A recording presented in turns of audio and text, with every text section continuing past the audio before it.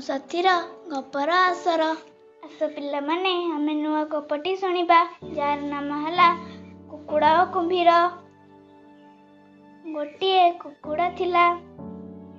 ଦିନେ ତାକୁ ବହୁତ ଶୋଷ ଲାଗିଲା।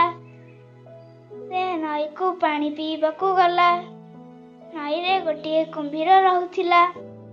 କୁକୁଡ଼ା ନଈରୁ ପାଣି ପିଇବାକୁ ଲାଗିଲା। କୁମ୍ଭୀର କହିଲା, ମୁଁ ତତେ ଖାଇବି।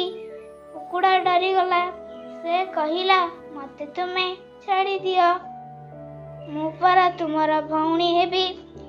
ଏହା ଶୁଣି କୁମ୍ଭୀର ତାକୁ ଛାଡ଼ିଦେଲା। ତାପରେ କୁମ୍ଭୀର ଭାବିଲା, ଆରେ ମୁଁ ତାକୁ କାହିଁକି ଛାଡ଼ିଦେଲି। ଏତିକି ବେଳେ ଝିଟିପିଟିଟିଏ ସେଠାକୁ ଆସିଲା। କୁମ୍ଭୀର ଝିଟିପିଟିକୁ ପଚାରିଲା, ଆଚ୍ଛା କହିଲୁ, କୁକୁଡ଼ା ମୋର ଭଉଣୀ କେମିତି ହେଲା? ଝିଟିପିଟି କହିଲା, ତୁମେ ଆଉ କୁକୁଡ଼ା ଦୁଇଜଣ ଅଣ୍ଡାରୁ ଜନ୍ମ ହୋଇଛ, ତେଣୁ ତୁମେ ଦୁହେଁ ହେଲ ଭାଇ ଓ ଭଉଣୀ। ଏଇଠାରେ ଗପଟି ସମାପ୍ତ ହେଲା।